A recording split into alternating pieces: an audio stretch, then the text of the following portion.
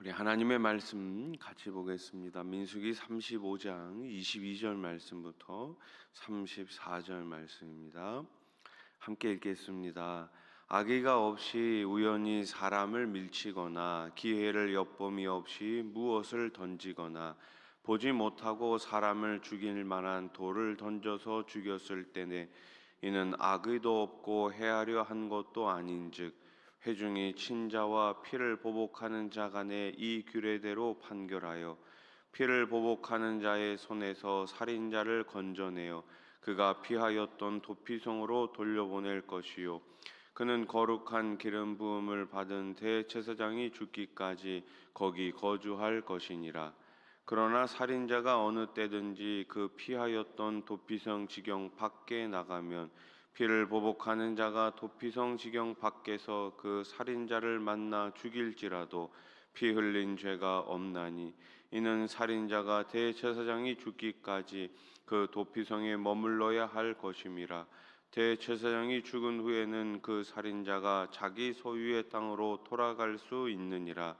이는 너희의 대대로 거주하는 곳에서 판결하는 규례라.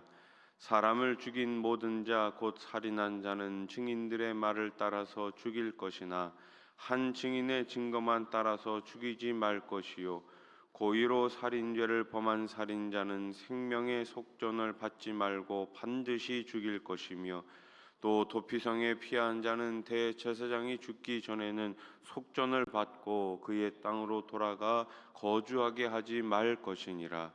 너희는 너희가 거주하는 땅을 더럽히지 말라. 피는 땅을 더럽히나니 피 흘림을 받은 땅은 그 피를 흘리게 한 자의 피가 아니면 속함을 받을 수 없느니라.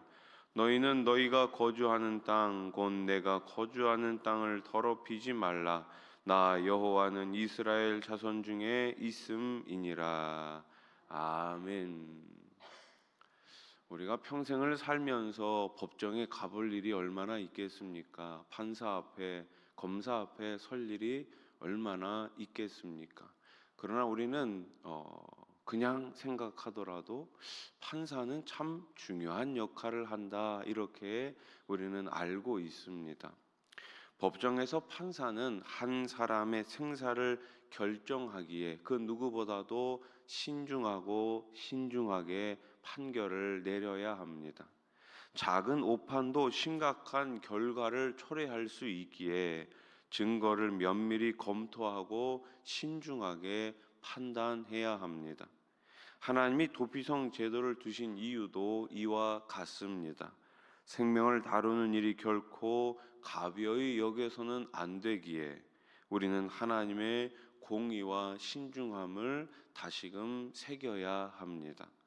하나님은 실수로 사람을 죽인 자에게 도피성 제도를 만드시고 피할 길을 열어주셨습니다. 오늘 본문 25절 말씀 다시 보세요.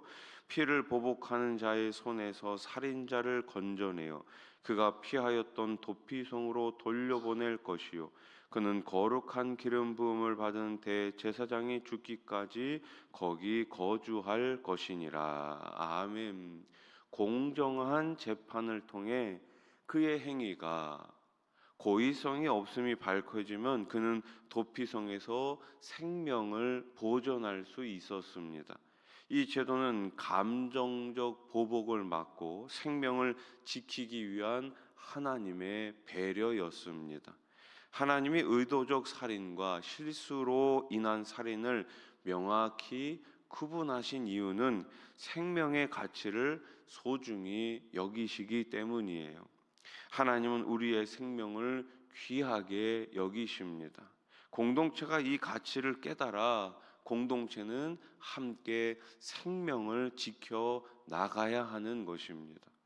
도피성으로 피한 자는 대제사장이 죽기 전까지 그곳을 벗어나면 안 됩니다. 만약 도피성 밖으로 나가면 피해 보복자가 그를 죽여도 정당하게 간주되었습니다. 비록 부지 중에 살인을 저질렀지만 실수로 살인을 저질렀지만 도피성 바깥에 나갔다가 피해 보복자를 만나 죽임을 당해도 아무런 말을 할 수가 없었던 거예요. 28절 말씀 보세요. 이는 살인자가 대제사장이 죽기까지 그 도피성에 머물러야 할 것임이라. 대제사장이 죽은 후에는 그 살인자가 자기 소유의 땅으로 돌아갈 수 있느니라. 아멘. 이는 실수로라도 생명을 해친 사람에게는 일정한 책임이 따른다는 것을 보여줍니다. 도피성에 머무는 시간은 단순한 보호가 아닙니다. 자신의 행위를 돌아보면서 처분을 받아들이는 시간이 되어야 하는 것이죠. 실수를 인정하고 회개하는 모습이 하나님이 기뻐하시는 삶의 태도인 것입니다. 하나님은 살인에 대한 판결을 내릴 때 반드시 2명 이상의 증인이 있어야 한다고 말씀하십니다. 30절 말씀, 사람을 죽인 모든 자 곧 살인한 자는 증인들의 말을 따라서 죽일 것이나 한 증인의 증거만 따라서 죽이지 말 것이요. 아멘. 한 사람의 증인이 아니라 2사람 이상의 증인을 두라고 말씀합니다. 이는 억울한 희생자가 발생하지 않도록 하기 위한 하나님의 공의로운 조치이죠. 우리도 3심을 펼칩니다. 1심, 2심, 3심. 왜 우리가 3심법을 따릅니까? 억울한 그런 일을 당하지 않기 위해서 3심까지 허락하고 있는 거예요. 사형 판결은 한 사람의 생명을 빼앗는 결정이기에 감정적이거나 불확실한 증언이 아닌 철저한 검증이 필요했습니다. 우리도 말과 행동을 신중히 하여 섣부른 판단으로 다른 사람에게 상처를 주지 않도록 늘 조심해야 하는 것이죠. 하나님의 백성은 언제나 사람의 인격과 생명을 존중하는 태도로 살아가야 하는 거예요. 그래서 그 사람이 없을 때 뒷말을 조심해야 하는 것입니다. 교회 안에서는 가급적 뒷말은 하지 않고 확인하는 그런 일들을 해 나가면서 우리가 서로 말을 조심하고 행동을 조심할 때 사단이 틈타지 못하는 것입니다.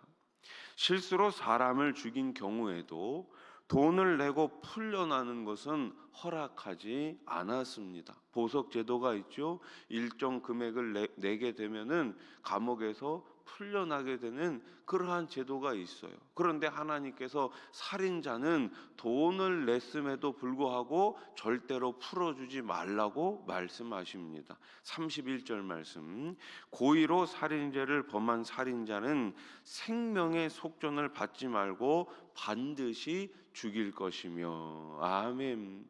만약에 여러분 돈을 매겨놓고 만약에 그 돈을 내게 되면 풀려나게 된다. 어떤 일이 일어나게 됩니까? 돈 많은 부자는 살인죄를 저질러도 얼마든지 풀려날 수가 있는 거예요.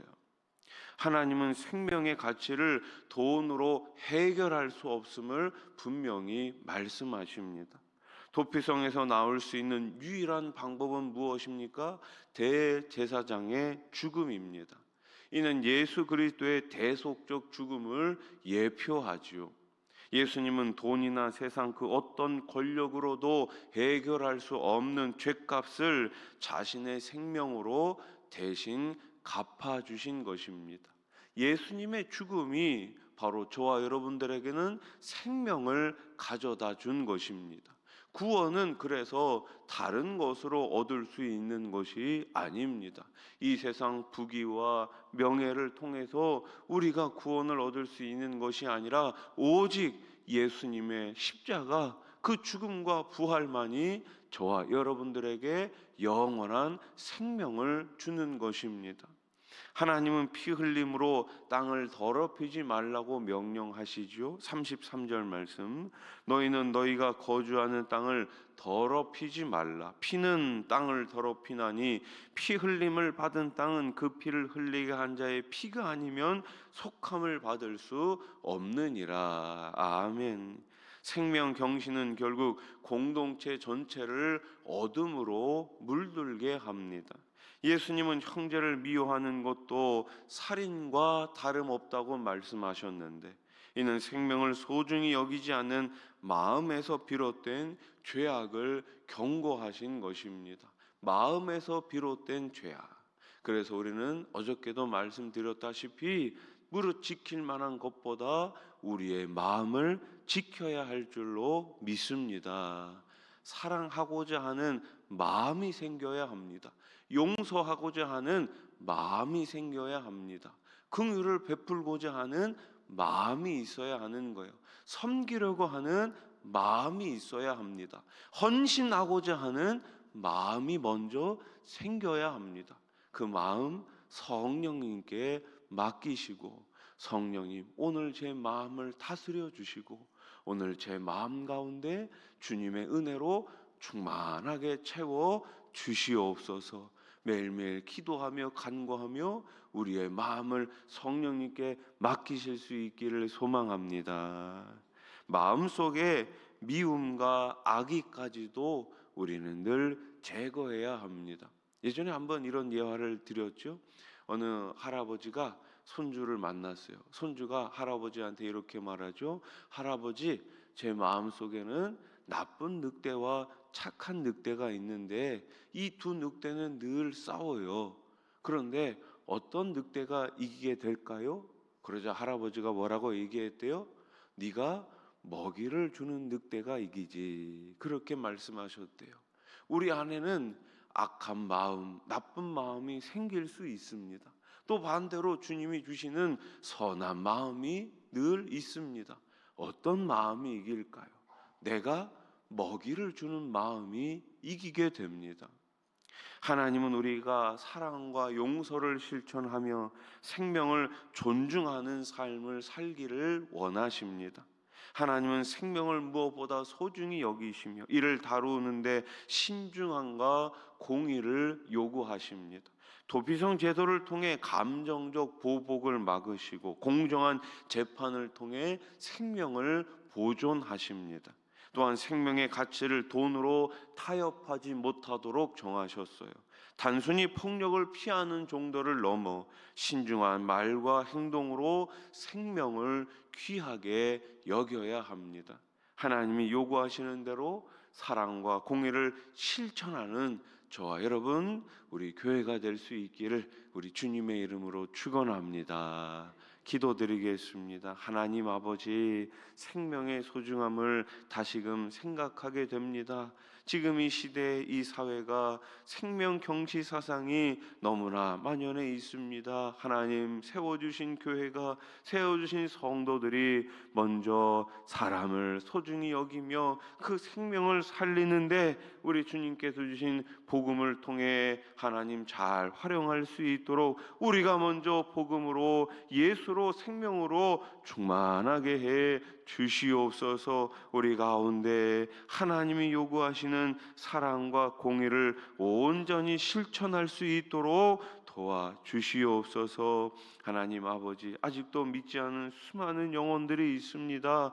우리 가족 가운데, 일가 친척들 가운데, 이 지역 가운데 예수님을 모르는 그 영혼들을 우리가 복음을 통해서 생명을 살리고 키우고 고치는 행복한 교회가 되게 해 주시옵소서. 하나님 아버지, 이를 위해 세우신 우리 많은 충직자들과 또 많은 일꾼들, 우리 교회 많은 성도님들 있사오니 어린 생명서부터 연세가 많으신 어르신에 이르기까지 오직 예수로, 오직 성령으로 하나 되는 아름다운 교회가 되게 해 주시옵소서. 여름 사역을 준비합니다. 또 단기 선교를 준비합니다. 준비하는 일정들 가운데 먼저 기도로 잘 준비하게 하시고 세워주신 우리 교육자들과 부장님들, 선생님들 한 마음으로 잘 준비하게 해 주시어서 우리 자녀들이 다음 세대가 예수 안에 바로 설 수 있도록 역사해 주시옵소서.